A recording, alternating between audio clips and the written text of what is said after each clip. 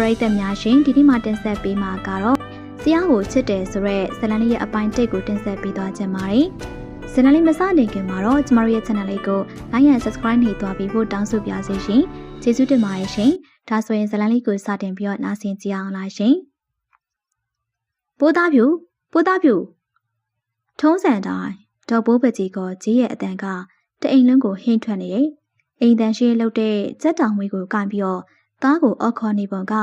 သားကိုသာတွေ့ရင်မမေချိတ်မှမလွဲအေးခံမေ။သားမိခင်အရေးချီကိုမျက်တောင်မခက်တန်းကြည့်နေတဲ့သားတယောက်မိခင်အချင်းကြီးမဟန်နာကိုသိလေတော့အခန်းထဲဝင်ကပရင်းပေါက်မှတဆင့်တိုက်အောက်ကိုတွဲဆင်းလိုက်တယ်။အမလေးဖေးရမိပိုးသားဖြူဒါဘာလုပ်နေရလဲပြန်တက်လာခဲ့စမ်းအခုဒေါ်ပိုးပဲကြီးပရင်းပေါက်မှအောက်ကိုငေါ့အကြည့်နယံကိုတွဲဆင်းနေတဲ့သမီးဖြစ်သူကိုတွေ့လိုက်ရလေတော့ရင်ဘက်ကိုဖိကာနဲ့ဖေးရတနေမိတယ်။သားကတော့မိခင်ကိုမချိသွားပြက်ပြီးအောက်ကိုရောက်ဖို့ရေးတာဂယုဆိုင်နေတယ်။အောက်ကိုလည်းသူမရောက်လေတော့မိခင်ကိုလက်ကပြကနဲ့သွားပြီမမီရေအေးသွားပြန်လာရင်သေဖို့ပြင်ထားဒေါနဲ့မောနဲ့အန်ဒီရဲ့ကင်းသွားတဲ့သမီးကြောင့်ရင်ဘက်ကိုဖိကာအခုမှအသက်ဝဝရှူနိုင်တဲ့ဒေါ်ပိုးပကြီးတကယ်ပါမွေးထားတာကမိန်းကလေးစိတ်ကယောက်ျားလေးစိတ်တစ်ပိုင်း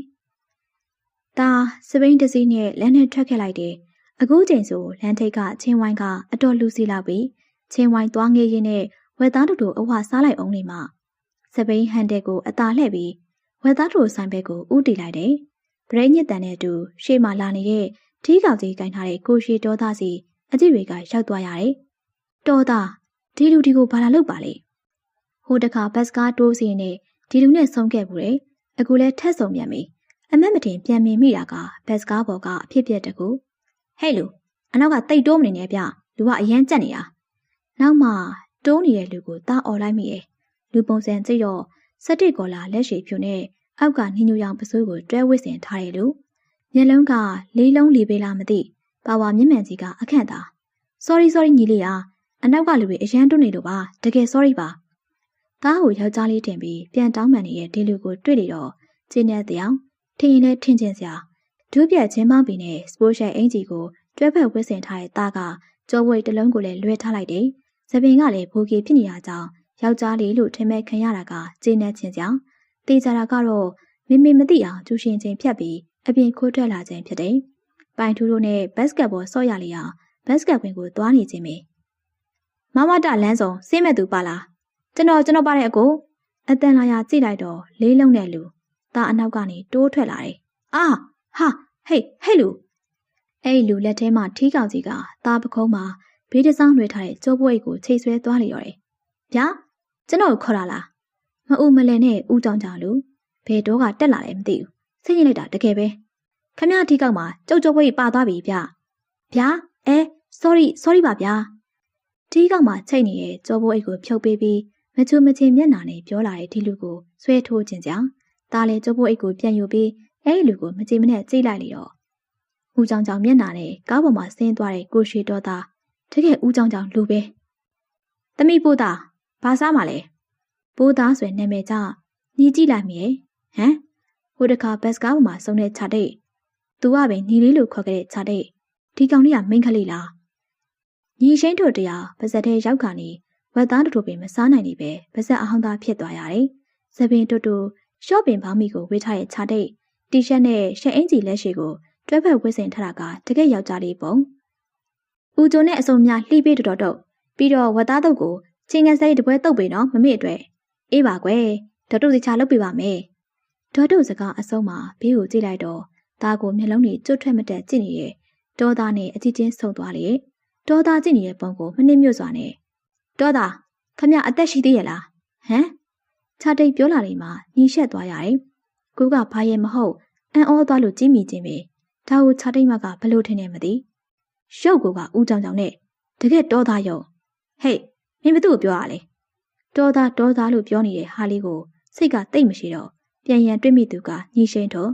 ကောင်မလေးကသူ့ကိုစောင်းကြည့်ပြီးပြန်ပြောလာတာကခမ ्या ကိုပြောတာလေတော်သားကြီးရဲ့ခစ်လူငယ်တဲ့ပုံစံကပုံတုံးနဲ့လေးလုံးကြီးဟာဟေးမင်းနဲ့များသွားပြီနော်သမီးရပြီဝတ်သားတော့နှစ်ယောက်သားစကားများနေစဉ်ဒေါ်တုတ်လှမ်းပြီးတဲ့ဝက်သားတုတ်ကိုယူကထထည့်သွားတဲ့ခြာတိတ်သူ့ကိုရှာထုတ်ပြောင်းသွားသေးတယ် ခက်ကြည်ထွက်ပေါ်လာတယ်သူ့ရဲ့တောက်ခတ်တဲ့လူကိုများအမြေကင်မွန်းတက်သွားလိုက်သေးတယ်စုံတို့တကယ်မလွယ်တဲ့ဟာလေးသူမနဲ့ဆုံးရတာကဘယ်လိုရေဆက်မျိုးလဲနော်ညီဘာတွေးနေရလဲအခန်းထဲဝင်လာတဲ့ကောင်းထိုင်မင်းကညီကိုမေးလိုက်ခြင်းပဲရန်ကုန်ရောက်တဲ့ကအဆောင်အတူနေအခန်းနေတငယ်ချင်းဖြစ်တယ်ညီပရင်းပေါက်မှာလက်ထောင်ရင်းနဲ့အပြင်ကိုငေးမောနေခြင်းပဲသူ့မျက်ဝန်းတွေထဲမှာဆွေးမြေနာကျင်ကြေကွဲမှုတွေကအထင်သာပေါ်နေတယ်ဒါကိုကောင်းစွာနားလေတဲ့ကောင်းထိုင်မင်းကမင်းအိမ်ကိုလွမ်းနေရလားမင်းအမေလည်းမင်းကိုလွမ်းနေမှာပေါ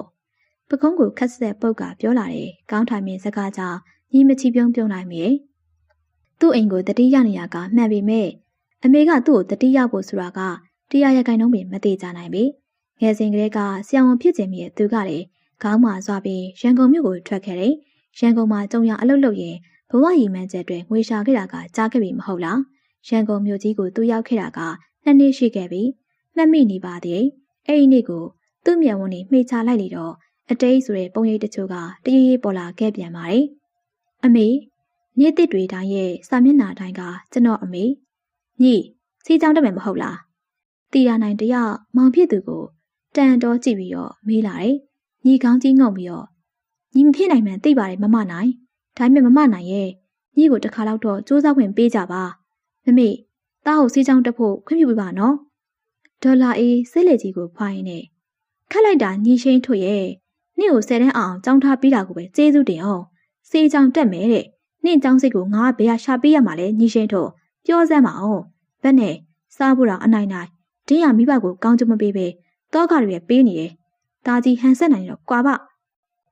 မဲမဲရွယ်ပြောနေလေတော့မိမိရဲ့မိခင်ကိုကြည့်ပြီးတော့ညီပါစကားမှဆက်မစွနိုင်ဖြစ်ရတယ်ညီ10 တန်းမှာဂုံတူး9 ဘာသာနဲ့အောင်ခဲ့တယ်စေးမှန်လည်းမိခဲ့တယ်ငယ်စဉ်ကလေးကဆရာဝန်ဖြစ်ချင်တာကညီရဲ့အိမ်မက်ဖြစ်ခဲ့တယ်အဲ့ဒီအတွက်ကြောင့်လည်းညီအများကြီးစူးစမ်းခဲ့ရတယ်အခုတော့မမေရဲ့ထိုးနှက်မှုတွေကြားမှာညီရဲ့အိမ်မက်တွေကိုစွန့်လွှတ်ရတော့မှလားသားနှစ်ယောက်မွေးထားတဲ့မမေကဟန်ဆက်နိုင်ကိုသာဦးစားပေးခဲ့ပြီးညီကိုဘယ်တော့အခါမှဦးစားမပေးခဲ့ညီရှိန်တို့မင်းကြောင်းဆက်တဲ့မဲ့စာနိုင်ငံခြားသွားပြီးအလုပ်လုပ်ပါလားဟန်ဆက်နိုင်ဆိုအရန်ဝင်ငွေကောင်းနေတာသွားပါလားနင်သွားလေဟန်ဆက်နိုင်သွားခဲ့စဉ်ကပွဲစားနဲ့ချိပေးမှန်လေနင်လည်းသွားရင်ငါပတ်စံနဲ့အများကြီးရပြီးချမ်းသာမှာညီစိတ်ရှုပ်ရတာကအဲ့ဒါတွေပါတယ်အမေစိတ်နှလုံးသားထဲမှာပတ်စံလို့ထက်အော်နေတယ်လို့ပင်ငွေကလွဲရင်ဘာတစ်ခုမှမရှိမမတီတာနိုင်နဲ့မမေကြောင့်ဘွားပြက်ခဲ့ပြီးဟန်ဆက်နိုင်ကလည်းမမေကြောင့်နိုင်ငံခြားထွက်သွားရပြီးဒါဆိုသူကရော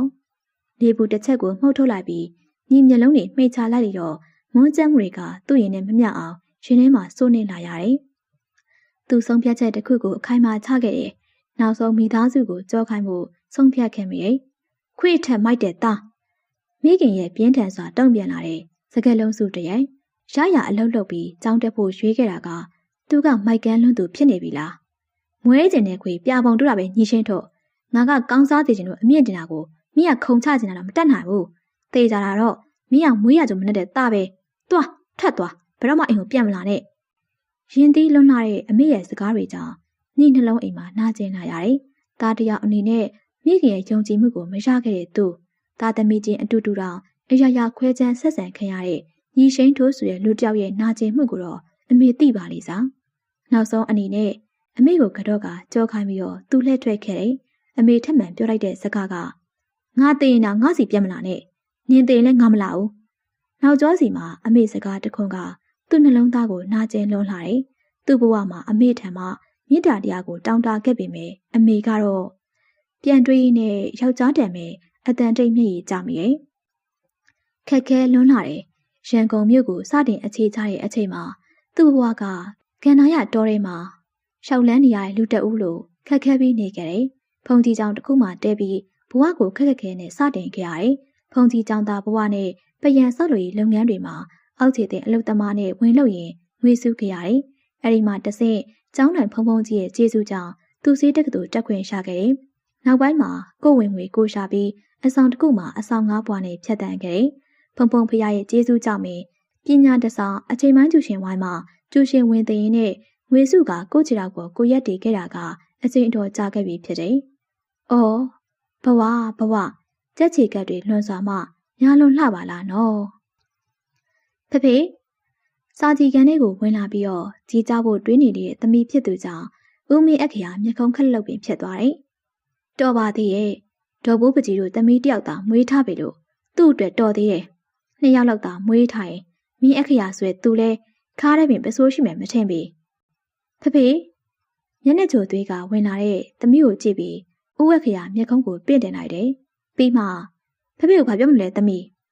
ဖခင်ထံမှသမီးလို့ခေါ်တဲ့အခေါ်အဝေါ်ကိုအလိုမကျစွာသားဆုပ်တစ်ချက်တက်လိုက်ပြီးဘဲကသမီးလဲဖေရသားလို့ခေါ်စမ်းပါဗျအဖေကလည်းအခေါ်ကိုမိုက်ပါဘူးဗျအာနားလိုက်တာမေရသူမကြောပေါ်ရောက်လာတယ်အမေရဲ့လက်တံချာသားကြောကိုပုတ်တက်လိုက်ရင်ဘာလို့ရိုက်တာလဲအမေကနားလိုက်တာနေ့ကိုနေယောက်ျားလေးထင်နေရလားပိုးသားပြူဟမ်ကိုယောက်ျားမှန်းမသိမိမမှန်းမသိဘာသားလဲသမီးကသမီးပေါ့တော်ပါတော့မိမရမင်းရလေတာမီနှစ်ယောက်ဂျောင်းပြီးဟန်တားနေတဲ့ဦးမင်းအခရာကိုဒေါ်ပိုးပကြီးမျက်စောင်းဝှန်းလိုက်ပြီးဘာလို့တော်ရမှာလဲဦးမင်းအခရာရှင့်သမီးကရှင့်အလိုလိုက်ထားလို့အခုလိုဖြစ်နေတာရှင်သိလားမပြောလိုက်ချင်ဘူးအဖေရောသမီးရောကြက်တတိထားပြီးတော့နေရော့ဒီမှာရှင့်အတွက်ကော်ဖီစပွဲပေါ်ကော်ဖီပန်းကိုချကထွက်သွားတဲ့ဇနီးတဲ့ကိုကြည့်ပြီးဦးမင်းအခရာတက်ပြင်းသာရှက်လိုက်မိရဲ့ဒီသားမီးရဲ့ဒေါသဆက်ကွင်းကြဘယ်တော့ခါမှသူ့လွတ်မြောက်နိုင်မှာလဲနော်အတန်းသားတွေစုံပြီလား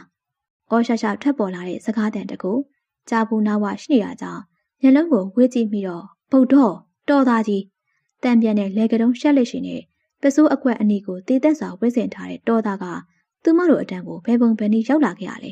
မဟုတ်မှလွဲရောသူမတို့အတန်းကိုဝင်မဲ့ဆရာအစ်စ်ကတော်သားလားလူဆောင်ပြီဆိုရင်ဆရာကိုနာမည်ကိုမိတ်ဆက်ပေးမယ်ဆရာနာမည်ကညီရှိန်ထုတ်ပါအခုခလေးတို့ရဲ့ကျူရှင်ဝိုင်းမှာစားပြရမယ်ဆရာပါလူတွေကိုများခလေးတဲ့ဒီတော်သားကတော့ပါဇက်ထဲဝါထားတဲ့ပီကီကိုမှုတ်ထုတ်ရင်စိတ်ထဲမှာပြောလိုက်မိရဲ့ဟိတ်ဟိုအနောက်ကတယောက်ရှေ့ကိုထွက်လာစမ်းညီအတန်းသားတွေကိုနှုတ်ဆက်ပြီးစာတင်ဖို့ကြောက်တင်ပုံမှာစာရေးပြီးပြန်အလှဲ့ဘသူ့ကိုမှဂယုမဆိုင်တဲ့ပုံနဲ့ပီကီကိုမှုတ်နေတဲ့တယောက်ကသူ့မျက်လုံးနဲ့ကန့်လန့်ဝင်လာခဲ့တယ်နောက်ဆုံးကတယောက်အတန်းရှေ့ထွက်လို့ပြောနေတာနားမပါဘူးလားအခုရှေ့ထွက်ခဲ့စမ်းတော်သားကအာနာပါဝါတော့ပြနေပြီအေးပေါ့ तू ကဆရာပဲလေဒါပီကေအဝါမပြဲအတန်းရှိကိုထွက်လာခဲ့လိုက်တယ်ညီပီကေအဝါမပြဲထွက်လာတဲ့ခြားတိတ်ကိုတေးချကြည့်မှာအော်ဘောပြမသူစပွဲကုံပေါ်မှာကျင်းလုံးကိုလှမ်းယူလိုက်ပြီးចောင်းသားတယောက်မှရှိတဲ့စီကံတွေရှိဖို့တော့မင်းလိုအပ်နေပြီပဲသူ့ကိုသားကခက်ချင်ချင်ကြည့်လိုက်ပြီးဘလို့စီကံတွေလဲဟုတ်ပါလေသားလှည့်လိုက်တော့သုံးကျက်ဇက်တိုက်ရိုက်ချလိုက်တဲ့ရိုက်ချက်ကအားပါလွန်လာတယ်စာတင်ချိန်မှာမုံမစားဘူးပီကေမဝါရဘူးစာတစ်ခုပဲအာရုံထားရမယ်ဆိုတာမင်းတို့ကြောင့်ကဆက်ကမတင်ထားဘူးလားသူပြောနေတာကိုအရေးမလုပ်တဲ့နဲ့ပီကေအဝမ်းပြက်ရှိနေတဲ့ကောင်မလေးကိုညီတကယ်စိတ်ဆိုးလာရတယ်မင်းပါဇက်ထဲကပီကေကိုအခုထွေးထုတ်စမ်းအော်ဟုတ်ကဲ့ပါဇက်ထဲကပီကေကိုထုတ်ကလက်နဲ့ကင်ထားလိုက်စဉ်နောက်နေ့ကစပြီးတော့ငါစာတင်ချိန်မှာမင်းအချို့တွေပြင်ထားတခြားအချိန်တွေမှာမင်းငါ့ကိုပြောင်းချင်းပြောင်းနောက်ချင်ထားလို့ရတယ်စာတင်ချိန်မှာတော့မရဘူးဆိုတာမင်းနားလေထားသွားတော့အခုဟုတ်ကဲ့ခြေစုံရက်နေစဉ်ကမနာတဲ့ခြေထောက်ကတလန်ချင်းကန်းလန်းချိန်မှာနားလာရတယ်။ညဝန်းကမျက်ရည်ဥတွေဝေးလာတာကိုအန်ကျိတ်ထားရင်းနဲ့ထိုင်ကုန်ရှိရာကိုပြန်လာလိုက်တယ်။ဒီနေ့တော့ဆရာနှစ်ယောက်သာပြောင်းသွားတယ်။တာနာထဲမှာဆွဲမြဲကြံခဲ့တဲ့စာတပုံးမှမရှိနေ။ဆရာစုပ်သူ့အသားမဟုတ်တိုင်းသူများကိုရိုက်တယ်။ဆက်ပြင်းခြေတလုံးကနားလာတာကြောင့်ညီကိုကျိန်ဆဲလိုက်မိသူကတားရဲ့ပါ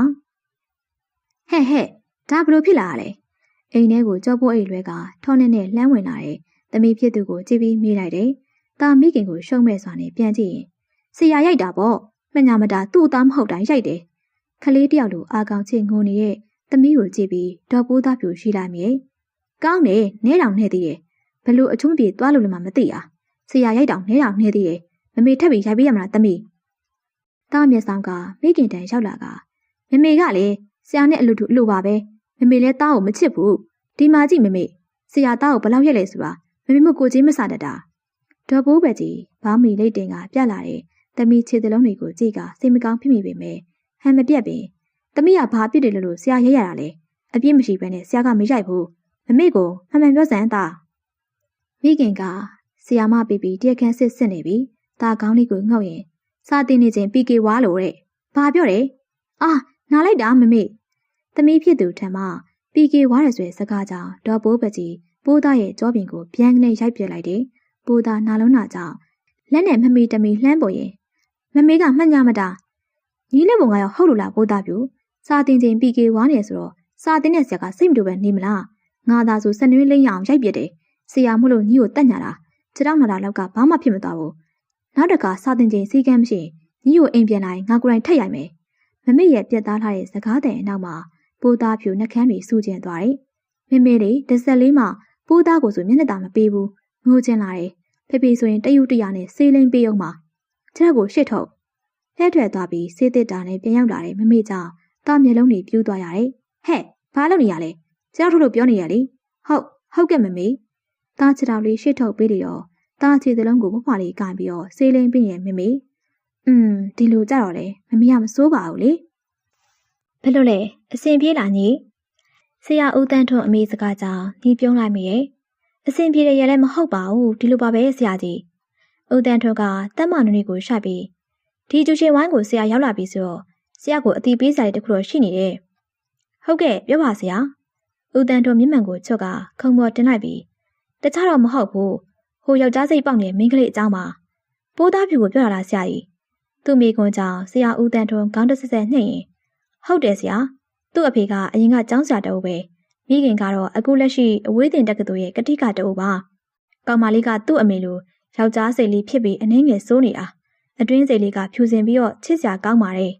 ဆရာကြီးပြောနေတာကိုညီကယူတစိုက်နားထောင်နေမိတယ်ကောင်မလေးကိုကြည့်ရတာကအနှင်းငယ်လောက်သာစိုးသွမ်းနေတဲ့ပုံစံဆိုးဆိုးဝါးကြီးတော့မဟုတ်ပါကြီးကို့အနေနဲ့ဆရာကိုကြိုတင်တောင်းပန်ထားချင်တာကဒီကလေးပေါ်မှာစိတ်ရှိပေးပါအတက်နိုင်ဆုံးသူ့လေးကိုဂရုစိုက်ပေးစေချင်ပါတယ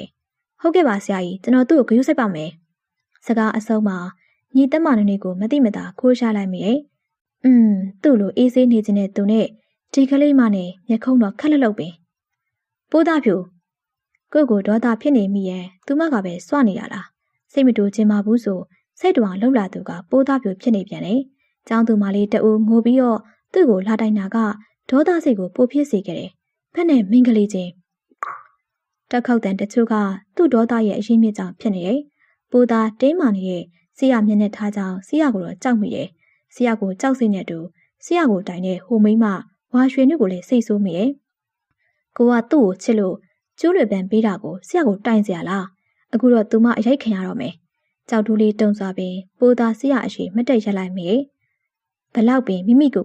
ယောက်ျားသားတဦးရဲ့စိတ်ကိုမွေးထားပါစေ။မိန်းကလေးတဦးဖြစ်တဲ့အတွက်အနှဲငယ်တော့ကြောက်စိတ်တွေကရှိနေခဲ့ပြန်တယ်။မင်းကမိန်းကလေးလားယောက်ျားလေးလား။ညီသူ့အရှိမကလေးမကိုစိတ်ပြက်စွာမေးလိုက်မိရဲ့။သားဆရာကိုမုံမရဲကြည့်ပြီးတော့သားကမိန်းကလေးပါ။ဒါပေမဲ့သားယောက်ျားလေးဖြစ်နေဆရာ။သူမလေးရဲ့ရိုးရှင်းလွန်းလာတဲ့အဖြေကိုကြားရပြန်တော့သူရိုက်ဖို့ရည်ရွယ်ထားပေမဲ့လည်းရိုက်ချင်စိတ်မရှိတော့ပေ။သူတက်မနွေကိုရှိုက်ရင်ဆရာမင်းနဲ့စာတင်ချိန်ပြီးရင်စကားအေးစီပြောချင်တဲ့ပိုးသားပြိုမျက်ရည်ရှဝါးနေတဲ့မျက်ဝန်းလေးတွေနဲ့သူ့ကိုခေါင်းလေးညှိမ့်ပြချတဲ့ခလေးကအရင်အဆိုးကြီးတော့မဟုတ်တာကိုညီကောက်ချက်ချလိုက်မိရဲ့စာတင်ချိန်ပြီးလေတော့စာတင်ကန်ထဲမှာညီနဲ့သားနှစ်ဦးနဲ့သာကြံ့ရိတ်ခဲ့တယ်ကဲလာဒီမှာလာထိုင်ဇပွဲရှိကခုံမှာခလေးမကိုထိုင်ခိုင်းလိုက်ပြီးသူလဲဝင်ချလိုက်တယ်သားနဲ့ဆရာစကားနည်းနည်းပြောမယ်ဟုတ်ကဲ့ညီခလေးမကိုကြည့်ကတက်မနွေကိုရှက်လိုက်ပြီးသားမျက်နှာလေးကိုတစ်ချက်ကြည့်လိုက်တယ်။သမီးအနေနဲ့သမီးကမင်းကလေးဆိုတာလက်ခံလား။သားဆရာအမေစကားကြောင့်ခေါင်းလေးကိုနှိမ့်လိုက်ပြီးသားလက်ခံပါတယ်။ဒါကပြောင်းလဲလို့မှမရတာ။ဟုတ်ပြီ။ဒါဆိုသမီးမင်းကလေးဖြစ်တာကိုလက်ခံပြီးတော့ဘာလို့ဝါရွှေနုကိုကျွတ်လေပန်ပေးပြီးတော့ရီးစားစကားပြောတာဘာသဘောလဲ။သားမျက်နှာလေးအောက်ချရင်သားသူ့ကိုချစ်လို့ပါ။ခလေးမစကားကြောင့်ညီနှကန်းတွင်အောင်ပြောလိုက်ပြီးသမီးကယောက်ျားလေးမှမဟုတ်တာမင်းကလေးလေမင်းကလေးတယောက်ရဲ့ဖြစ်တည်မှုကိုသမီးလက်ခံရင်ဝါရွှေနုကိုချစ်တယ်ဆိုတာလေတငယ်ချင်းလိုညီမလိုပဲဖြစ်ရမယ်လေဒါပေမဲ့မျက်နှာမအီမသာနဲ့ရှိနေတဲ့ကလေးမကိုသူတီချာကြည့်ပြီးဒါပေမဲ့မလုံနဲ့သမီးရဲ့ပင်ကိုစိတ်ကိုမြင်တတ်အောင်ကြည့်သမီးကိုသမီးမင်းကလေးဆိုတာလက်ခံထားရင်မင်းကလေးတယောက်လိုသမီးစိတ်ကိုနူးညံ့အောင်ပြုပြင်နေထိုင်တတ်အောင်သင်ယူပါဆရာအနေနဲ့တော့ဆရာတပည့်တယောက်ကိုဘယ်နေရာမှချွင်းချက်မရှိစေချင်ဘူးအရှင်းဆုံးပြောရင်ဆရာနဲ့သမီးစတွေ့တဲ့ပုံစံကိုဆရာမကြိုက်ဘူးပြီးတော့အတန်းထဲမှာစာသင်ချိန်မှာစာကိုစိတ်ဝင်စားတဲ့ပုံရိပ်တွေကိုဆရာမကြိုက်ဘူးလူဆိုတာကိုပြုပြင်ရတာကွာဘယ်သူမှပြုပြင်ပေးလို့မရဘူးသမီးမှာသမီးရဲ့ငကိုစိတ်ကိုနူးညံ့မှုဖြစ်ပြောင်းနိုင်ရင်သမီးရဲ့အတွင်းစိတ်ကိုသမီးအနိုင်ရပြီဆရာပြောတာသဘောပေါက်လားဟုတ်ကဲ့ဆရာပြောနေတဲ့စကားတွေကအမှန်တည်းဖြစ်တာနဲ့ဒီတစ်ခါတော့သားနှုတ်စိတ်နေလိုက်မြေသားရဲ့အတွင်းစိတ်ကိုအနိုင်ယူဖို့က သားကိုယ်တိုင်ဖြစ်နေလေသောအခါအိမ်ပြန်ရောက်ကလေးကငိမ်သက်တိတ်ဆိတ်နေတဲ့သားကိုဒေါ်ဘိုးပကြီးအကဲခတ်နေမိရဲ့အတော်မှငိမ်ကျက်သားကောင်းနေတဲ့သမီးကိုဒေါ်ဘိုးပကြီးကြည့်ပြီးတက်မာနရီကိုရှောက်လိုက်မိရဲ့ပို့မင်းသမီးရောအလောက်ကပြန်ရောက်လာလေတော့ဦးအခရာမိဖို့ထဲမှာဟင်းချက်နေတဲ့ဇနီးအနာကိုရှောက်လာပြီးမေးလိုက်ခြင်းမိဒေါ်ဘိုးပကြီးအစင်းကျော်ကြော်နေမှမိဖို့ကန်နဲ့ဝင်လာတဲ့ခင်မောဖြစ်သူကိုတစ်ချက်လေးစောင်းငယ်ကြည့်လိုက်ပြီးဦးရဲ့သမီးပြန်လာတဲ့ကတိမိဖြစ်နေတာဘာဖြစ်နေလဲတော့ပိုးလည်းမသိဘူးဟုတ်လားကိုသွားကြည့်လိုက်အောင်မေဦးအခရာသမီးဖြစ်သူရှေ့ရှောက်လာခဲ့တယ်ဘာတွေတွေးနေရမသိအခန်းထဲရှိစာကြည့်ပွဲပေါ်မေးတင်ပြီးတစုံတစ်ခုကိုစဉ်းစားနေရဟန်ဦးအခရာသမီးနာကိုတဖြည်းဖြည်းရှောက်လာရင်နဲ့သမီးဖေရှုံးနေနေတဲ့မြဝန်းလေးတွေကဖခင်ကိုမြင်တာနဲ့နှက်ကန်းလှလာလေးတစ်စုံကညှို့ကပြုံးသွားတယ်သမီးဦးအခရာသမီးဦးကောင်းလေးကိုပုတ်တက်ပြီးခေါ်လိုက်တယ်ဆိုရင်ပြီးဖေတားလေမင်းကလေးလိုဝင်အဆင်ပြေပါမလားယင်ဟင်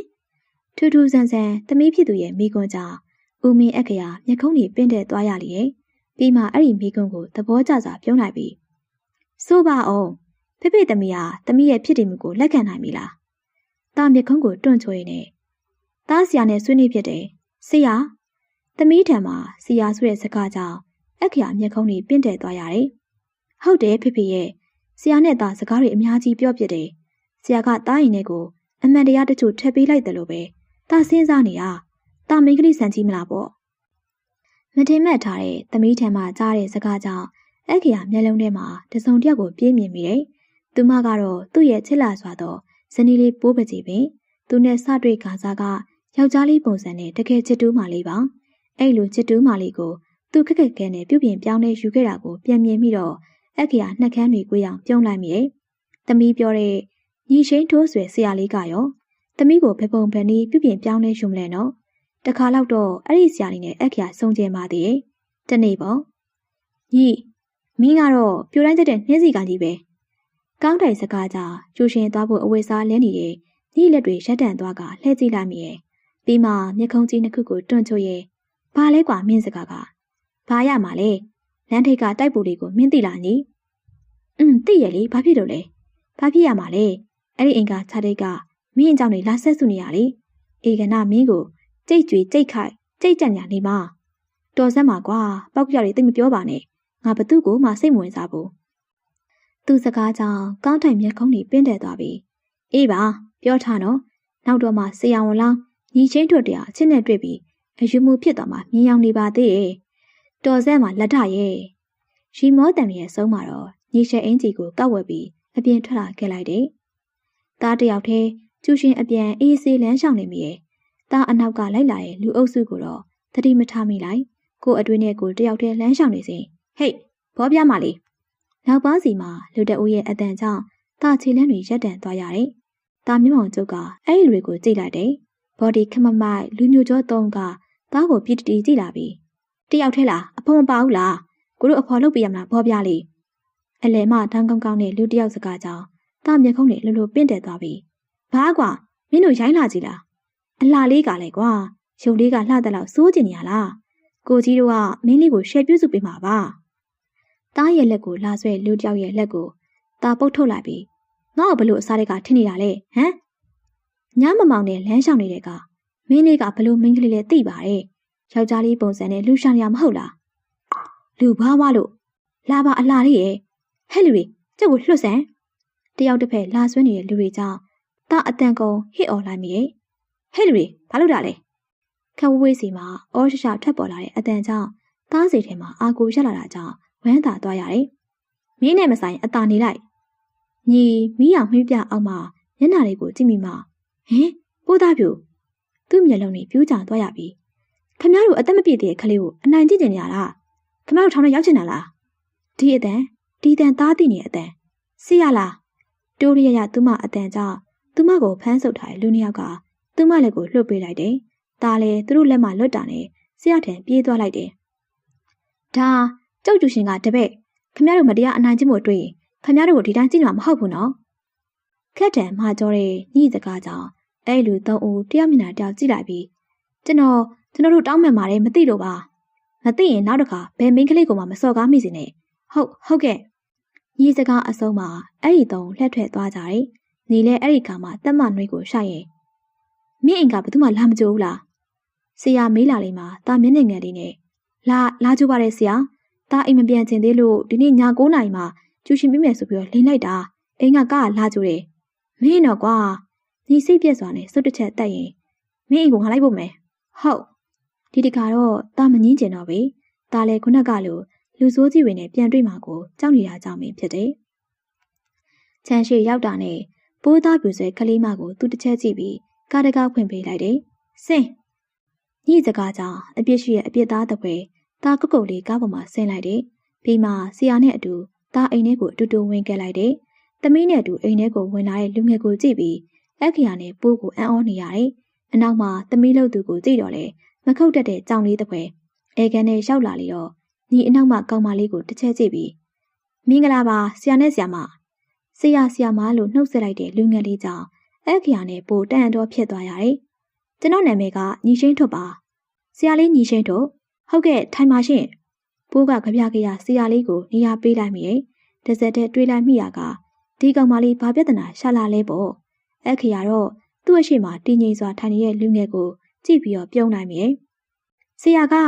အိမ်အထိလိုက်လာရတယ်ဆိုတော့ပြဿနာတစ်ခုခုရှိနေလားဆရာအခရာမေးလိုက်တဲ့စကားကြောင့်ညီသက်မောင်လေးကိုရှိုက်ရင်နဲ့ပိုးသားဖြူကျူရှင်ချိန်က6 ခွဲတွေကပြီးပါတယ်ဒါကိုအပြင်မှာလဲခြင်းနဲ့ပိုးသားဖြူကကျူရှင်ချိန်9 နိုင်မှပြီးမှဆိုပြီးလင်းခဲ့တာပါဘာငကိုရဲကစိတ်ဆက်လုံးနဲ့ပိုးမျက်ခုံးတွေတွန့်ချိုးပြီးသမီးဖြစ်သူကိုစူးရဲကြည့်လိုက်တယ်မင်းကလေးတယောက်တည်းလမ်းပေါ်အချိန်မရှိရှောက်သွားနေရမသိတော့ဘူးပေါ့ကံကောင်းလို့ဘဝမပြတ်တာအိုးဟင်ပိုးနဲ့အခရာသမီးကိုဖြိုင်းတူကြည့်မိပြီးသားဖြစ်သွားတယ်မိပိုးသားဖြူသမီးဖြစ်သူကိုကြည့်ပြီးပိုးခက်ချစ်ခေါ်လိုက်မိရဲ့ကျွန်တော်အခုလိုပြပြတာကစူစီတင်ရိုက်စီတင်စိတ်တော့မဟုတ်ပါဘူးနည်းနည်းပါးပါးတုံတင်ပြီးရင်ရပါပြီဟုတ်ကဲ့ပါဆရာလေးကျမတို့လင်မယားရဲ့ပေါ့ဆမှုပါအခုလိုအိမ်တိုင်ရရောက်အသိလာပေးတဲ့အတွက်တကယ်ကျေးဇူးတင်ပါတယ်ဆရာလေးဒါဆိုကျွန်တော်ပြန်မအောင်မယ်အချိန်ကလည်းနောက်ကျနေပြီဆိုတော့ကျွန်တော်တက်စီငားပြန်ရမှာမလို့ပါကျွန်တော်ကိုခွင့်ပြုပါအောင်ဆရာနဲ့ဆရာမအားနာလိုက်တာဆရာလေးရဲ့အိမ်ထိရောက်လာပြီးမှဘာမှအိမ်မကန်လိုက်ရဘူးပိုးစကားကြောင့်ညီပြုံးလိုက်ပြီးတော့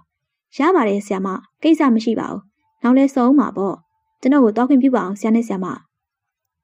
ညီနှုတ်ဆက်ကလှဲ့ထွက်မဲ့ပြင်နေတော့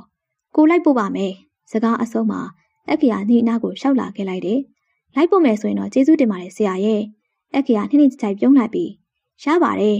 နောက်ဆိုကိုယ့်အိမ်ကိုသဘောထားပြီးဝင်ထွက်သွားလာနိုင်ပါတယ်ဆရာလေးလို့မခေါ်ပါနဲ့ကျွန်တော်မခံယူဝတ်ပါဘူးဆရာကျွန်တော်ကကျူရှင်ဝိုင်းမှာအချိန်ပိုင်းစတင်တာမလို့ကြောင်းစရာမဟုတ်ပါဘူးဟုတ်ပါပြီညီနဲ့အခရာအတော်ရင်းနေကြတယ်ဘာရဲ့မဟုတ်အခရာဒီကလေးရဲ့ရီမုံမှုကိုအလွန်သဘောကျနှစ်သက်သွားမိတယ်ငါတို့ကိုနောက်လိန်အောင်ပါလားတာမလိန်တော့ပါဘူးခြေတလုံးဖွေးဖွေးလေးတွေကိုအချိုးရထအောင်ရှိုက်နေတဲ့မမေကြောင့်တာအန်ကျိတ်ရင်နဲ့အရိုက်ခံနေရတယ်တာမငိုရဲပါတာအပြစ်နဲ့တာမလို့ငါရိုက်နင်သေးတော့မှသိလားပူသားပြူအခုကြည့်စမ်းဆရာနဲ့တွေ့လို့ပေါ့ဆရာနဲ့မတွေ့ရင်နင်ဘယ်လိုလုပ်မလဲနင့်ကိုနေမင်းကလေးဆိုတော့နင်သိရလားဟမ်သိပါလေမမေသိရင်အချိန်မရှိရတဲ့အပြင်မှာနေအောင်မလားမနေတော့ပါဘူးမမေအတန်တိတ်ရှိုက်ရင်နဲ့တာငိုနေမိရဲ့တာမမေကိုဖဖိထဲကြောက်ရတယ်ဒါကြောင့်မမေရှိုက်ရင်လေသူမစောတဲ့ကမတည့်ရဲခဲ့ပြီတာမမေကိုကြောက်တယ်မမေကစီကံကြီးတယ်လို့တားကိုချစ်ပေမဲ့အလိုမလိုက်တာကငယ်စဉ်ကလေးကပင်ညီပြန်လာနောက်ကြရင်နော်အခန်းထဲဝင်လာတဲ့ညီကိုကောင်းထံမြင်ပြောလိုက်ခြင်းမိညီခန္ဓာကိုယ်ပေါ်မှာအင်ကြီးကိုချွတ်ကကရင်ပေါ်ပြစ်တယ်နဲ့ဟုတ်တယ်နည်းနည်းပါခလေးမတယောက်ရဲ့မိဘတွေနဲ့တွားတွေ့နေတာသူ့စကားကြောင့်ကောင်းထိုက်သူ့ကိုပြုံးဆက်စားနဲ့လှဲ့ကနေဘာလဲမင်းစော်အိမ်လားဘာကွာမတင်မဲ့ထားတဲ့မိကုံးမလို့ညီမျက်နှာတပြင်းတော့ညီရဲသွားရကခွေးက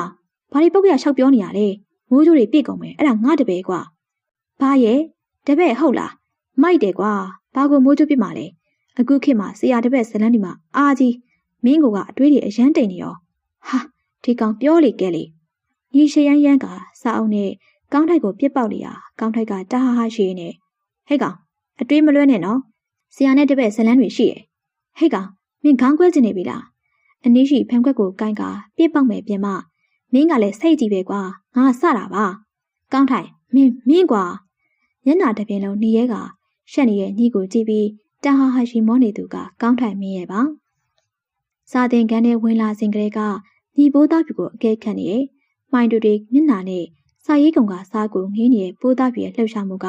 ဒီကနေ့တစ်မျိုးဖြစ်နေတယ်။ထူးခြားတာကပူလောင်အိုက်ဆက်နေတဲ့ရာသီဖြစ်နေပေမဲ့လက်ရှိအင်ဂျီကြီးကိုဝေထားတာက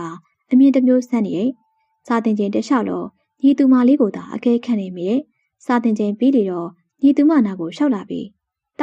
ပြန်တော့မလား။အရင်နေ့ကကြောပိုးအိတ်ကိုလွှဲကကြီးကန်ကန်ကောင်းမလေးကဒီကနေ့တော့လွန်စွာငြိမ်သက်နေတယ်။ကချင်လွယ်အိတ်လေးကိုလွှဲထားပြီးတော့ငြိမ်သက်နေတဲ့ကလေးကြောင့်ညီအနားကိုရှောက်သွားကပကုံးကိုဖက်လိုက်လေတော့ဟင်ဆရာပကုံးပေါ်ရောက်လာတဲ့လက်ကြောင့်တာလှည့်ကြည့်လိုက်တော့ဆရာဖြစ်နေတယ်။ပြန်တော့မလားတာဟုတ်ကဲ့အိမ်ကကားလွှတ်လိုက်မယ်ပြောတယ်။အော်ဒါနဲ့မနေ့ညကတားဖပင်းနဲ့မမေစူးသေးလား။ဆရာအဲ့လိုမေးလာလေမှာတာမျက်ရည်တွေပုံပေါက်ကြလာကတာအရင်စူးနေတာလားယင်းဆရာခလေးငယ်လေးတအုပ်လိုရှိုက်ငုံနေတဲ့သူမလေးကြောင့်ဒီစိတ်မကောင်းဖြစ်သွားရကဆရာကိုမှန်ပြောစမ်းတားဖပင်းနဲ့မမေကတားကိုမမေရိုက်တယ်ဟင်အားကိုရတဲ့ခလေးငယ်နဲ့သူ့လက်ကိုအားကိုတကြီးစောက်ကင်ပြောလာတဲ့ခလေးငယ်ကြောင့်ညင်ထဲမှာဟာသွားရတယ်တားကအရင်ဆိုလို့မမေကရိုက်တာတဲ့တားမစိုးတော့ဘူးနော်ဆရာတားလိမ်မာပါမယ်ဆရာလဲတားကိုနောက်တစ်ခါမမေတို့နဲ့မတိုင်နဲ့နော်ဆရာလူကျင်နာကိုမရမကတောင်းဆိုနေခလေးငယ်တပွဲသူ့ကိုမျက်ဝန်းနဲ့လေးပေနဲ့ပြောလာတဲ့သူမလေးကြောင့်သူ့တက်မတွေရှိုက်ရင်အေးပါကွာကိုကတိပေးပါတယ်ဒါကြောင့်ဆရာကိုချစ်တာသူ့ကိုခုံဖက်ကသူ့ပါပြင်ကိုနမ်းလိုက်တဲ့ခလေးမကြောင့်ညင်ထဲမှာဖိုးသူဖက်သက်ဖြစ်သွားရတယ်။ဟုံနိုင်ကျဲသွားတဲ့ရင်ခုန်တန်တချို့ကသူ့မအနှံအောက်မှာဗယန်းပတာကောက်ခုံပြစ်ခုံပေါက်နေနေတော့တယ်။သူမတော့ဘလို့နေရမသိသူ့ရင်ထဲမှာတော့ယထာ90ဖြတ်မောင်းသွားတဲ့အလားတဒုံဒုံဆောင့်ကုန်နေရတယ်။ကိုရှင်းထုတ်အောင်ပြူစားရက်တဲ့ခြားတိတ်ရဲ့နေ့စဉ်နေ့တိုင်းခြားတိတ်မရဲ့မယိုးနိုင်တဲ့အပြောတွေကြားမှာနေသားကြခဲ့ပြီးဒီနောက်ပိုင်းသူမလေးကစာကြိုးစားတယ်အရင်လိုဘောင်းမီတိုတွေဘောင်းမီရှည်တွေတီရှပ်တွေရှက်အင်ဂျီတွေအစားခေါင်းဝန်းရှည်တွေကိုရွေးဝေးလာတတ်ခဲ့ပြီးအရင်ကဖိုးကေးစပင်လေးကအခုဆိုဂုတ်ထောက်စပင်လေးပင်ဖြစ်နေပြီးရှူဖနက်တွေအမြဲစီးတက်တဲ့သူမကအခုတော့ဂတိပါဖနက်အပားလေးတွေကိုစီးတက်နေခဲ့ပြီးဟိုအရင်ကကြေးကန်ကန်ဖြစ်နေတဲ့သူမပုံစံလေးကအခုတော့ရင်ကျေးသိမ်မွေးရဲ့အမူအရာအဖြစ်ကိုတဖြည်းဖြည်းပြောင်းလဲလာခဲ့တာကိုကြည့်ပြီးညီပီတိဖြစ်နေမိရဲ့မနေ့ခင်းတိုင်းအပြုံးတချို့လေးနဲ့သူ့ကိုနှုတ်ဆက်တဲ့သူမရဲ့အပြုံးတွေကြားမှာသူ့ရင်ခုန်တန်တချို့ကပ်ပါနေခဲ့တယ်။မဝမရဲတွေ့တာမိရဲ့စိတ်ကိုထိန်းချုပ်နေသူ့ရဲ့ရင်ခုန်တန်တချို့ကလည်းဆရာတပည့်ဆိုတဲ့စီတတိုင်းကြောင့်သာမဟုတ်လေရင်မိန်းကလေးတဦးကိုရဲရဲဝံ့မချေးတာမဟုတ်ဘူးမချစ်တဲ့လို့သူ့ရင်ခုန်တန်တချို့ကိုထိန်ချန်ခဲ့တာပါဒီရင်ခုန်တန်တွေနဲ့သူ့နှလုံးသားကပေါက်ပွားလာတဲ့အခြေစိတ်ကိုမျိုးသိမ်းခဲ့ပြီးတော့တာမှုချစ်မိရင်ချစ်ခွင့်မရှိတဲ့နှလုံးသားနဲ့လူကညီရှိန်ထုတ်ဆွဲသူရဲ့ပါ။ဦးဗျာဦးတဲ့ထွက်ပေါ်လာတဲ့ချစ်စနီးရဲ့ခေါ်တန်ကြောင့်အဖေကအလုပ်လုပ်နေရမှာချစ်စနီးကိုစောင်းခဲ့ကြည့်လိုက်လေတော့ပိုးတစုံတစ်ခုကိုတွေးတော့ရင်ပိုးတို့သမီးလေးပြောင်းလဲလာရင်တော့ဦးချစ်စနီးရဲ့စကားကြောင့်အဖေကနှက်ခမ်းကိုတွန်းကျိုးကပြုံးလိုက်ပြီးချစ်စနီးရဲ့ခန္ဓာကိုယ်တစ်သေးလေးကိုသူ့ပေါင်ပေါ်ပွေ့တင်လိုက်တယ်။ပိုးလည်းဦးရဲ့ထင်မှတ်မထားတဲ့အပြုတ်မှုကြောင့်ကြောင်းအသွားပြီးတော့သူ့လေတိုင်ကိုတန်းဖက်လိုက်တယ်။ဦးမရက်တည်းသူ့ကိုကြီးကခေါ်လိုက်လေတော့ချစ်စနီးကြောင့်သူပြုံးလိုက်ပြီးတော့သမီးကိုပိုးမြင်ချင်ခဲ့တာဒီပုံစံမဟုတ်ဘူးလား။မိန်းကလေးဘဝကိုလက်ခံနိုင်တဲ့သမီးတယောက်ကိုပဲပိုးလို့ချင်ခဲ့တာမဟုတ်လားယင်။ခင်မွန်းဖြစ်သူရဲ့မေးလာတဲ့စကားကြောင့်ပိုးနည်းနည်းချိုက်ပြုံးလိုက်ပြီးဟုတ်တယ်သိလားပိုးသမီးလေးကိုမိန်းမပီတာစီချင်ခဲ့တာသမီးလေးကိုသူ့ရဲ့မိန်းကလေးဆွဲဘဝကိုလက်ခံစီချင်ခဲ့တာအခုတော့ပိုးစန္ဒာတွေပြေးခဲ့ရပြီဦးရဲ့ဒါဟာလေပေးကန်ရှင်ကောင်းတဦးရဲ့ပြုပြင်ထိမှုဆိုတာမင်းနဲ့တုန်းကလည်းကိုမင်းကိုဘလို့ထိန်းခဲ့ရလဲဆိုတာမင်းသိပါတယ်သူမဘားပြင်ကိုငုံနှန်းကပြောလာတယ်ခင်မောဖြစ်သူကြောင့်ပိုးမြဆောင်လေးဝွန့်လိုက်ပြီးဦးနော်ငငယ်ကအကြောင်းတွေပြန်မပြောနဲ့တခါတလေကျတော့တတိယသွားတက်လို့ပါမိန်းကလေးရဲ့အသက်တွေသာအိုမင်းသွားတယ်မြင်းအခရာဆိုရဲ့လူသားတဦးရဲ့ရင်တွင်းကချစ်မြတ်လို့ရတဲ့အမျိုးသမီးလေးကတော့ပြောင်းလဲခြင်းမရှိပဲထာဝရအချစ်တွေနဲ့တည်တံ့နေခဲ့ပြီးသားမို့ချစ်တယ်ကြီးရဲ့ဘာလို့နဲ့ဆယ်တန်းဆောင်ရွက်တွေဖြည့်ပြီးခဲ့ပြီအခုတော့အလုံးနှုတ်ဆက်ရမယ့်အချိန်ကိုရောက်လာပြီဖြစ်တယ်အရန်စိုးတန်းပါတယ်ဆိုတော့ပိုးသားဖြူလေးကလည်းမိမိပြိုလေးတဝူအတင်ကိုစောင့်ခဲ့ပြီးညီလဲအခုနေစားတင်ပြီးလေတော့ကျောင်းစာဘက်ကိုပြန်ပြီးအာယုံဆက်နံအားတင်ထားတယ်ဆယ်တန်းတွေဆောင်ရွက်ပြီးတဲ့နေ့မှာတော့နှုတ်ဆက်ပွဲတွေပြုလုပ်ကြတယ်အဲ့ဒီပွဲမှာထူးခြားလုံးနေသူတွေကပိုးသားပြူလေးပြီးပိုးသားပြူစဲကောင်းမလေးကဟိုအရင်ကလိုကြီးကငယ်အမူအရာတွေပျောက်ကွယ်သွားပြီးတော့ ချစ်စရာကောင်းတော့တဲ့မိမပြိုလေးအသင်ကိုစောင့်နေပြီပန်းနူရောင်ခေါင်းဝင်းလေးကိုဝစ်ထားပြီးတော့နူးညံ့သိမ်မွေတဲ့အပြုံးတွေနဲ့မိမသားတအူးရဲ့အသင်ကိုစောင့်နေတယ်ဒီလိုလေးဖြစ်လာဖို့အရေးညီရှိန်ထိုးဆိုတဲ့သူ့မှာဘလောက်ထိနားချခဲ့ရတာကိုသူသာသိရဲ့ခက်ဆူဆူကောင်းမလေးအဖြစ်မှနူးညံ့သိမ်မွေတဲ့မိမပြိုလေးတအူးအဖြစ်ညီရှိန်ထိုးအများကြီးဖြောင်းပြနားချခဲ့ရတာကြောင့်နေ့လိုပဲပြုံးလိုက်မိရဲ့ဆရာ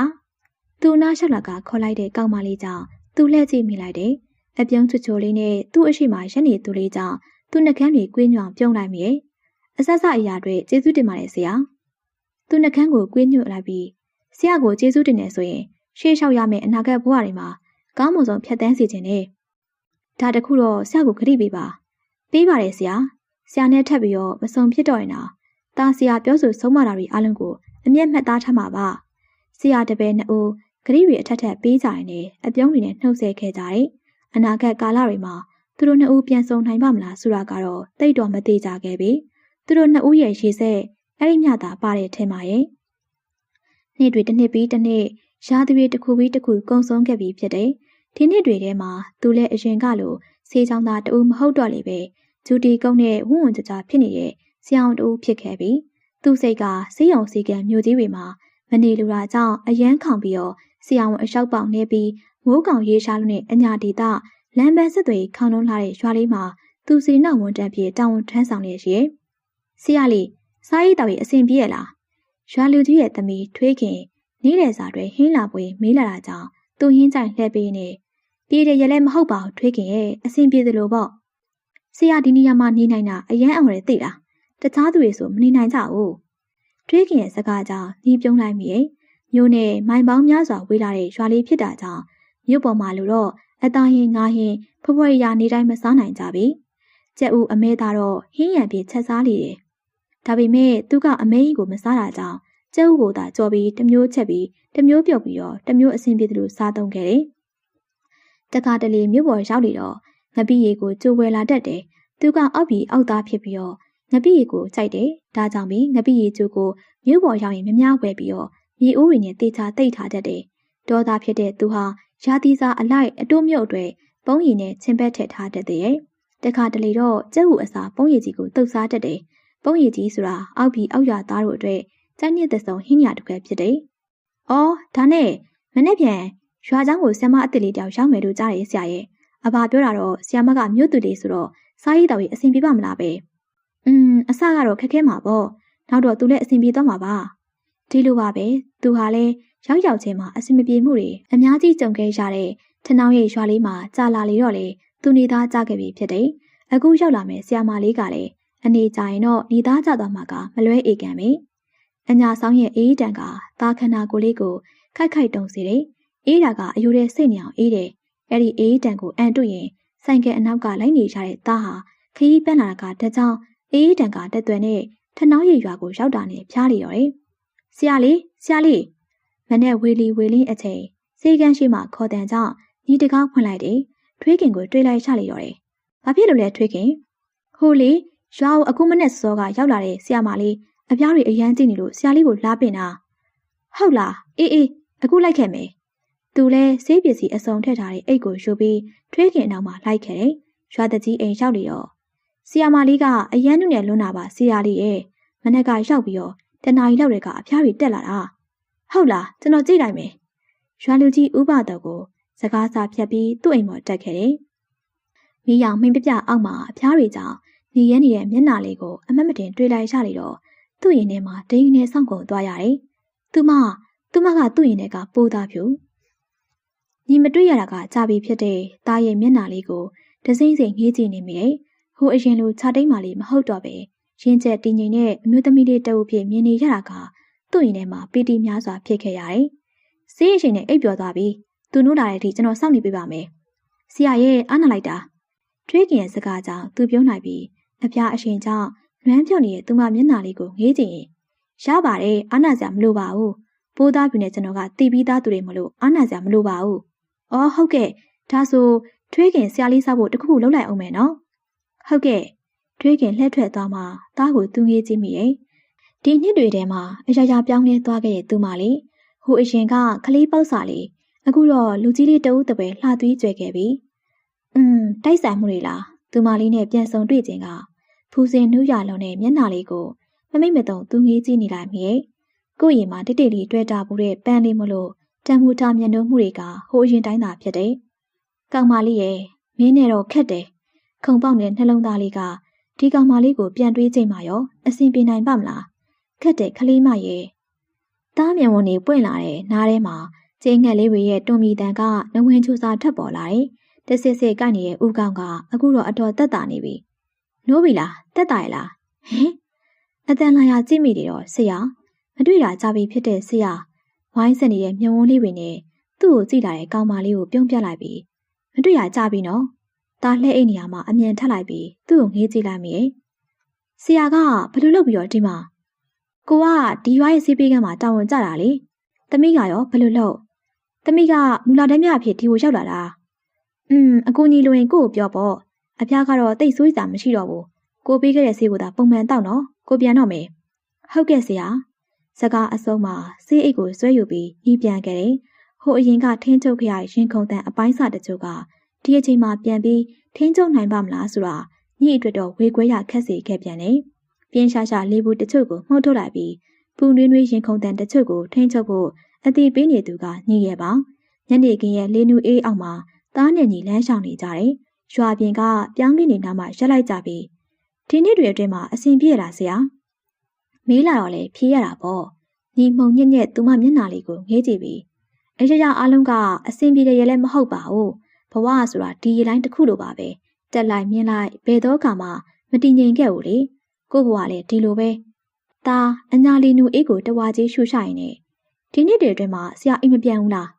သူမလေးစီမှထွက်ကြလာတဲ့အဲ့ဒီမိခွန်းကြောင့်သူ့ရင်ထဲမှာတဆစ်စစ်နာကျင်လာရတယ်မပြန်ခဲ့ဘူးလားတဲ့ပြန်ခဲ့ပါတယ်အလုတ်တင်ဆရာအောင်ဘဝမှာမွေးမိခင်ရဲ့မျက်နှာကိုမြင်ချင်းလို့ပြန်ခဲ့တယ်ကိုကိုပင်တန်းတွေရွှေဝိုင်းနေတဲ့ရွာလန်းလေးတိုင်းသူ့ဝင်ခဲ့တယ်ခုနှစ်နှစ်လောက်ပြန်မရောက်ဖြစ်တဲ့ရွာလေးကိုပြန်ရောက်တော့သူ့ရင်ထဲမှာကြည်နူးမှုတွေစွန့်ပြန်သွားရတယ်အမေကိုတွေ့ရတော့မယ်ဆိုတဲ့စိတ်ကြောင့်သူ့ရင်မှာနှွေးထွေးခဲ့ရတယ်အမေရေတားပြန်လာပြီတက်ကြွတဲ့ခြေလမ်းတွေနဲ့မရောက်တာကြပြီဖြစ်တဲ့အိမ်ဟောင်းလေးစီကိုတွက်လက်တဲ့ခြေလမ်းတွေနဲ့ပြန်ကန်ပြီးရောက်ခဲ့ပါပြီအမေအိမ်လေးစီဟိုအရင်လိုရိုင်းနေတဲ့အိမ်လေးမဟုတ်တော့ပဲတထက်တိုက်အပူလေးဖြစ်ပြောင်းလဲနေပြီအမေအိမ်ရှိမှထားနေတဲ့မိခင်ရှိရာကိုအပျော်တွေနဲ့သူ့ခြေလမ်းတွေလှမ်းကန်ပြီးနင်ဘာလာလောက်တာလဲသူ့ကိုမြင်လိုက်တာနဲ့ဒေါသသွေးတွေစူဝေလာတဲ့ဒေါ်လာအိတ်ဖြစ်တယ်ညမှာတော့မိခင်ကိုတွေးလိုက်ရလို့ဝမ်းသာကျဉ်းနှွေးမှုတွေကအတိုင်းအဆမဲ့လာရတယ်အမေတားပြန်လာပြီလေသူ့စကားကြောင့်ဒေါ်လာအိတ်မျက်နှာကိုမဲ့လာပြီးနင်ပြန်လာတာငါဘာလို့ရမှာလဲနင်ကငါသားနဲ့သမီးလို့ငါ့ကိုရွှေတွေငွေတွေပေးနိုင်လို့လားဟမ်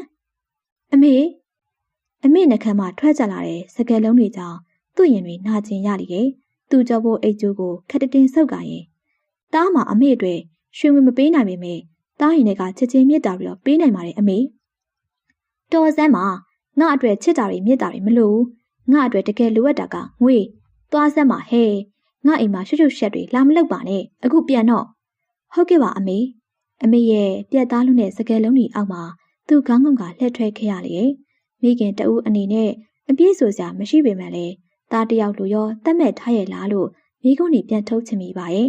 တခါတလေနာကျင်စရာအတိတ်တွေကိုမတွေးချင်ပါဘူးတွေးမိပြန်တော့လဲနာကျင်ရှာပါတယ်အတွေးတချို့တဝက်နဲ့တူအတိတ်စီရောက်သွားတာနဲ့သူ့မျက်ဝန်းမှာမျက်ရည်တွေဆုတ်လာခဲ့ရတယ်ဒါကိုတတိထားမိရဲ့သားကသူ့ကိုငေးကြည့်ကနဲ့အဆင်ပြေလားဆရာမချီပြုံးတစ်ခုကသူ့မျက်နှာပေါ်ဖြတ်တန်းသွားရတယ်မစိုးစလောက်လေးပါ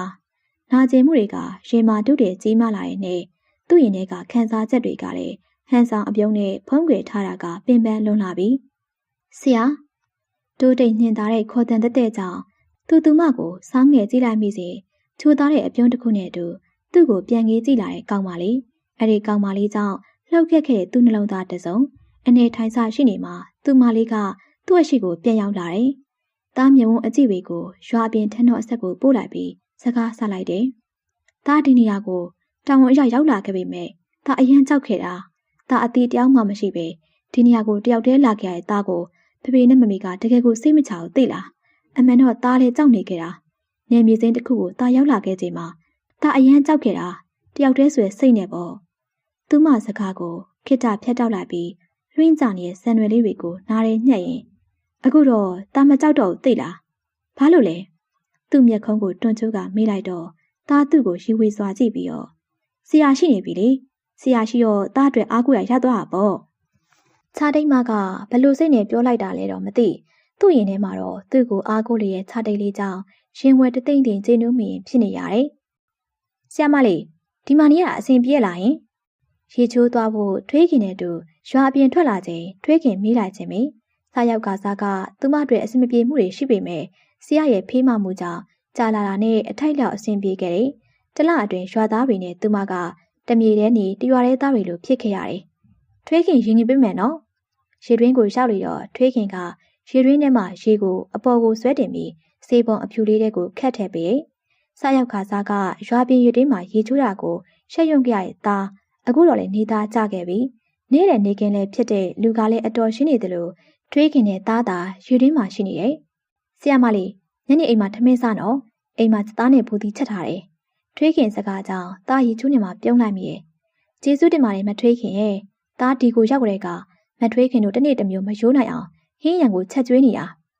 ကိုရွာအကျိုးကိုလာဆောင်ရွက်တဲ့ဆရာမလေးတို့လိုဆရာမတွေကိုစောင့်ရှောက်ဖို့ကထွေးခင်တို့မှာတာဝန်ရှိပါတယ်ဒါကလည်းကျေးဇူးစစ်တဲ့အနေနဲ့ပါ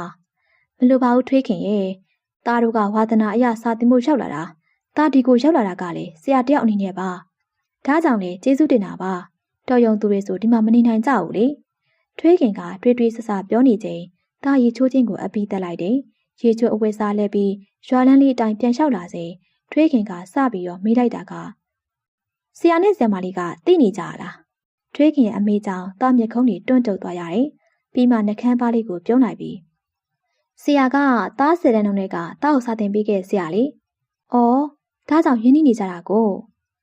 ထွေးခင်တွေးတွေးဆဆစကားကိုရီရွတ်ပြီးရွာထဲကိုသားနဲ့တူပြန်ဝင်လာခဲ့လိုက်တယ်။ဟဲဒေါ်လာအေးလောင်ကစားမှုနဲ့အဖမ်းခံရတယ်ဆိုဟုတ်လို့လား။အိုးညီးရလဲမဟုတ်ဘဲနဲ့ပြောမလားအေး။အိုးလူတွေများနော်လက်ထဲငွေလေးရွှင်လာရင်ငွေတန်မခံနိုင်ဘူးဆိုတာအမှန်ပဲ။ဟုတ်ပါသားသမီးတွေကလည်းမသိတယ်လို့နေကြရနော်။သူတို့ကိုဒေါ်လာအေးတဲ့ဘာမှမေးလို့မရဘူးအေးဟဲ့ညီရှင်းလေးသာရှင်အဲ့လိုပြောမဟုတ်ဘူးဒါတော့ဘယ်တက်နိုင်မှာလဲသူကိုယ်တိုင်ကညီရှင်းလေးကိုခါခါတီတီဖြစ်နေတာကိုအရက်တဲကအတင်းပြင်းပြောနေကြအမျိုးသမီးနှစ်ဦးရဲ့တိုးတဲ့စကားတန်တွေဖြစ်တယ်ဒေါ်လာအေးတယောက်ဖဲဝိုင်းတိုင်းကိုင်းကစားရမှာအပန်းခံရခြင်းဖြစ်တယ်